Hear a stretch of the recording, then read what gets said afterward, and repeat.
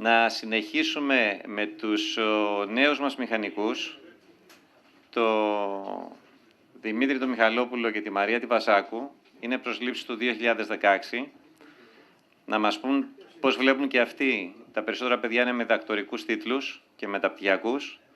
Από τη δική τους την πλευρά, σήμερα, να κάνουμε τη γέφυρα. Οι παλιοί, μετά μία αναμνηστική φωτογραφία, την οποία θα την κρατήσουμε, να την αναρτήσουμε και στο site. Και σίγουρα, από ό,τι φαίνεται, θα προχωρήσουμε και σε άλλη διοργάνωση, δεδομένου ότι δεν ήταν αναμενόμενη πραγματικά τόση προσέλευση και τόσο υλικό. Και φαίνεται τελικά περιορισμένος ο χρόνος για τόσα πολλά που είναι να λεχθούν. Δημήτρη και Μαρία, ο λόγος σας. Ευχαριστούμε. Κυρίες και κύριοι συνάδελφοι, θα θέλαμε να ευχαριστήσουμε θερμά το Σύλλογο Διπλωματούχων Μηχανικών του Ομίλου ΔΕΗ, που με την ευκαιρία του επετειακού εορτασμού των 60 χρόνων του Συλλόγου μας έδωσε το βήμα ως νέους μηχανικούς για να συστηθούμε, να προβληματιστούμε μαζί σας και με την παρουσία διαφορετικών γενεών μηχανικών σήμερα να οραματιστούμε την επόμενη μέρα και ειδικότερα το ρόλο των μηχανικών μέσα στον Όμιλο. Νέοι μηχανικοί, νέες προκλήσεις. Ο όρος νέοι μηχανικοί δεν αναφέρεται στην ηλικία ή την εμπειρία, αλλά στο νέο εργασιακό περιβάλλον, ενώ οι νέες προκλήσεις αναφέρονται πραγματικά σε σύγχρονες απαιτήσεις, σε νέες μεθόδους και νέες τεχνολογίες. Μετά από αρκετά χρόνια παγώματος των διαγωνισμών για την πρόσληψη νέων μηχανικών στον Όμιλο της ΔΕΗ, είχαμε μέσα σε ένα χρόνο 124 προσλήψεις μηχανικών.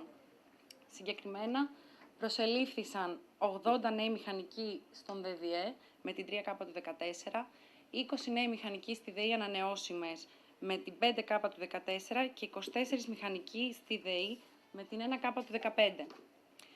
Ποιοι είμαστε λοιπόν οι νέοι μηχανικοί?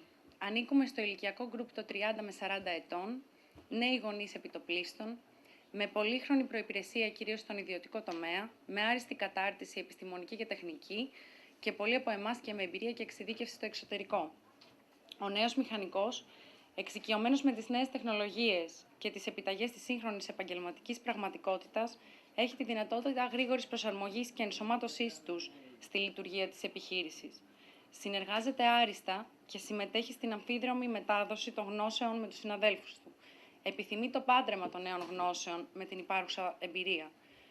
Ο νέος μηχανικός επενδύει στη συνεχή επιμόρφωσή του, συμμετέχοντας σε σεμινάρια, ημερίδες και επεκτείνει τις γνώσεις του και σε άλλους επιστημονικούς τομείς, αποκτώντας νέα πτυχία και διπλώματα ξένων γλωσσών.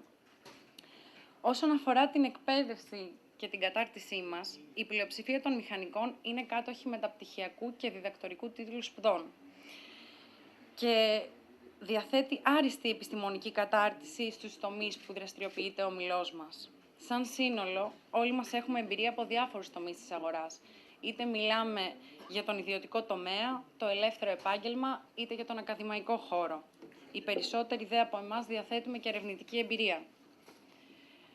Αυτός ο νέος μηχανικός που ήρθε λοιπόν να προσθεθεί στο δυναμικό του ομίλου, ποιες τρέχουσες εργασιακές δοκιμασίες καλείται να αντιμετωπίσει? Ορισμένοι από εμάς και συγκεκριμένα οι συνάδελφοί μας στη ΔΕΗ Ανανεώσιμες προσελήφθησαν με ατομικές συμβάσεις. Τι σημαίνει πρακτικά αυτό? Ότι οι συνάδελφοι αυτοί δεν προσβλέπουν σε καμία μισθολογική εξέλιξη και δεν έχουν τις παροχές που προβλέπονται. Είτε μιλάμε για επιδόματα γάμου, τέκνων, για γονικές άδειες κτλ. Ένα άλλο θέμα που εγείρει προβληματισμό είναι ότι οι συνάδελφοι μηχανικοί βρίσκονται κάτω από προϊσταμένους περιορισμένης επιστημονικής κατάρτισης, όπως για παράδειγμα το ΜΕάρχης ΔΟ2, το οποίο δεν μπορεί να θεωρηθεί τροχοπέδι, περιορίζει όμως την αποδοτικότητα της επιχείρησης. Υπάρχει επίσης η επιθυμία αποτελεσματικότερης κατανομής, δηλαδή να υπάρχει μεγαλύτερη ευελιξία και σωστότερη κατανομή των νέων μηχανικών, βάσει προσόντων και εμπειρίας μέσα στην εταιρεία, ώστε να βρεθεί ο κατάλληλος άνθρωπος στην κατάλληλη θέση. Το κρίσιμο ερώτημα δηλαδή εδώ είναι η μέγιστη επιχειρησιακή αξιοποίηση των νέων μηχανικών. Γνωρίζουμε όλη τη δύσκολη χρονική συγκυρία στην οποία βρισκόμαστε, τα περιορισμένα οικονομικά δεδομένα, το ασταθές πολιτικό περιβάλλον και ό,τι τα παραπάνω συνεπάγονται. Γι' αυτό το λόγο, η πιο σημαντική πρόκληση του ομίλου είναι ως η μεγαλύτερη βιομηχανία της χώρας να προσπαθήσει να αποτελέσει το όχημα εξόδου της χώρας μας από αυτή την πολυεπίπεδη κρίση.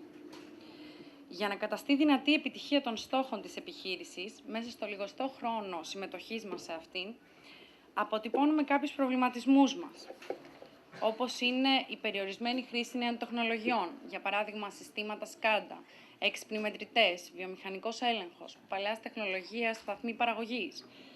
Ένα άλλο τρέχον πρόβλημα που συναντάμε όλοι μας είναι η έλλειψη υλικών, μετρητές, δείκτες τάς και άλλα. Το καταπονημένο ανθρώπινο δυναμικό στον τεχνικό τομέα. Το αισθητό κενό στη συνέχεια μετάδοσης της τεχνογνωσίας, ίσως λόγω έλλειψης κινήτρων για την εισαγωγή νέων τεχνολογιών στην καθημερινότητα και στην παραγωγική λειτουργία. Και η έλλειψη κινήτρων παραγωγικότητας και περαιτέρω επιμόρφωσης του ανθρώπινου δυναμικού. Είτε αυτά είναι μισθολογικά κίνητρα, όπως για παράδειγμα επιδόματα για πτυχία πέραν του βασικού τίτλου σπουδών, μεταπτυχιακά, διδακτορικά, επιδόματα ξένων γλωσσών, είτε κίνητρα γρηγορότερης εξέλιξης στην επιχείρηση ή εξειδίκευσης. Προβληματισμοί που, όπως θα αναφέρει και ο συνάδελφος Δημήτρης, είναι διαχρονικοί μέσα στον ομιλό μας. Σας ευχαριστώ. Ευχαριστούμε, Μαρία.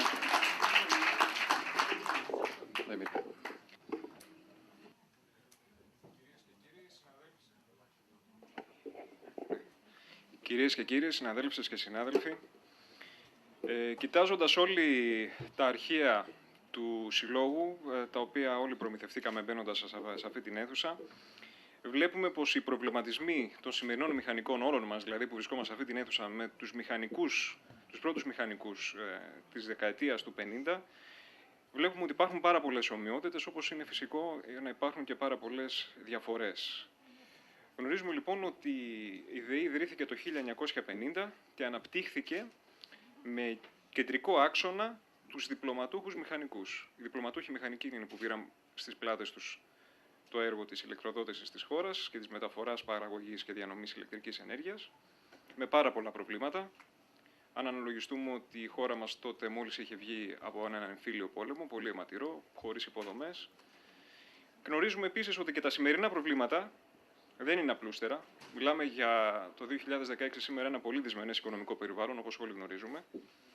Αλλά ταυτόχρονα ξέρουμε και την ανάγκη για προσφορά ενέργειας, αγαθό πρώτης ανάγκης στο κοινωνικό σύνολο. Επίσης, μία ακόμα αγωνία με την οποία συμμεριζόμαστε εμείς ως νέοι μηχανικοί, τους μηχανικούς εκείνης εποχής, είναι η ανάγκη για την διασφάλιση των εργασιακών και ασφαλιστικών δικαιωμάτων. Όλοι γνωρίζουμε σε τι κίνδυνο βρίσκονται και πόσες αλλαγές φοβόμαστε ότι θα επέλθουν το επόμενο διάστημα. Ταυτόχρονα όμως με τις ομοιότητες υπάρχουν και πάρα πολλές διαφορές σχετικά με τη δεκαετία του 50. Το 1950 πολλές μικρές εταιρείες ενώθηκαν και σχημάτισαν μια παντοδύναμη ΔΕΗ. Σήμερα βιώνουμε το ακριβώς αντίθετο. Βλέπουμε ότι οι κανονισμοί ΚΚΠ ατονούν. Άλλοι συνάδελφοι διορίζονται με ατομικές συμβάσεις. Βλέπουμε μια σταδιακή υποβάθμιση του ρόλου του διπλωματούχου μηχανικού.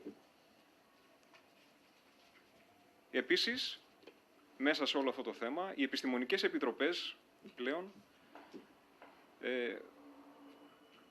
συσκέπτονται για την χρήση και υιοθέτηση νέων τεχνολογιών, πράγμα το οποίο, όπως ανέφεραν και οι προηγούμενοι και οι διοικούντες στις προηγούμενες ομιλίες, η χρήση των νέων τεχνολογιών είναι απαραίτητη και είναι ο βασικός δρόμος προκειμένου να ξεπεράσουμε την πολυεπίπεδη χρήση. Για αυτό το λόγο δημιουργείται και γίνεται εμφανής η ανάγκη για νέους, απόλυτα κατερτισμένους μηχανικούς, οι οποίοι θα είναι άμεσα προσαρμόσιμοι στις τεχνολογικές εξελίξεις, οι οποίες όλοι γνωρίζουμε ότι είναι ταχύτερα εξελισσόμενες. Ταχύτερα. Μιλώντας εξ ονόματος όλων των νέων μηχανικών, εγώ προσωπικά είμαι πάρα πολύ χαρούμενος που δουλεύω αυτή τη στιγμή για τον Όμιλο ΔΕΗ. Θα μπορούσα να πω ότι ήταν το όνειρό μου, από την πρώτη στιγμή, από τις πρώτες μέρες μάλλον που πήγα στο Πανεπιστήμιο, ως φοιτητής ηλεκτρολόγος μηχανικός τότε, ήταν το όνειρό μου να δουλέψω για τη μεγαλύτερη βιομηχανία της χώρας, η οποία ήταν η ΔΕΗ. Δεν ξέρω, αν δεν ήμουν ηλεκτρολόγος μηχανικός, ίσως είχα άλλα όνειρα. Αν ήμουν δημοσιογράφος, για παράδειγμα, το όνειρό μου θα ήταν να δουλέψω στην ΕΡΤ. Όμως, ως ηλεκτρολόγος μηχανικός, το όνειρό μου, σας το λέω, ήταν να δουλέψω στη ΔΕΗ. Και είμαι πολύ ευτυχής για αυτό το πράγμα. Έχουμε όλοι μας διάθεση να προσφέρουμε ό,τι γνώσεις και τεχνογνωσία έχουμε αποκτήσει όλα αυτά τα χρόνια των σπουδών μας, που όπως ανέφερε και η συνάδελφος προηγουμένως, είναι πολλά. Το όραμά μας είναι η απόδοση αυτή της εμπειρίας και της εξειδίκευσης στην εργασία.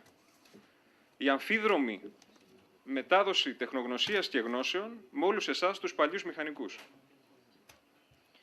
Επίσης, η χρήση και ενσωμάτωση των νέων τεχνολογιών. Γιατί, όπως είπα, το καλύτερο όχημα για να πάει ο Όμιλος εκεί που οραματιζόμαστε όλοι είναι η χρήση και η υιοθέτηση των νέων τεχνολογιών. Γι' αυτό, πιστέψτε με, και είμαι σίγουρος γι' αυτό, είναι χρυσή ευκαιρία για τον οργανισμό η αξιοποίηση από τον Όμιλο του άριστου δυναμικού που βρίσκεται στους κόλπους εταιρείας. Γιατί λίγο πολύ γνωριζόμαστε και από τα πανεπιστημιακά χρόνια μεταξύ μας.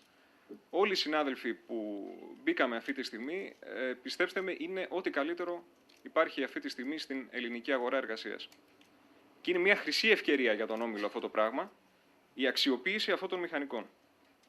Και αυτό είναι ο καλύτερος τρόπος και ο καλύτερος δρόμος να ηγηθούμε αυτό το οποίο περιμένουμε όλοι, την έξοδο από την πολυετή και πολυεπίπεδη κρίση την οποία όλοι βιώνουμε.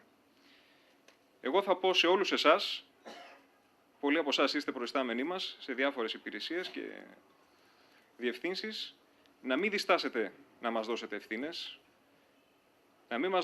να μην διστάσετε να μας δώσετε αρμοδιότητες, δώστε μας την ευκαιρία και θα σας βγάλουμε ασπροπρόσωπους.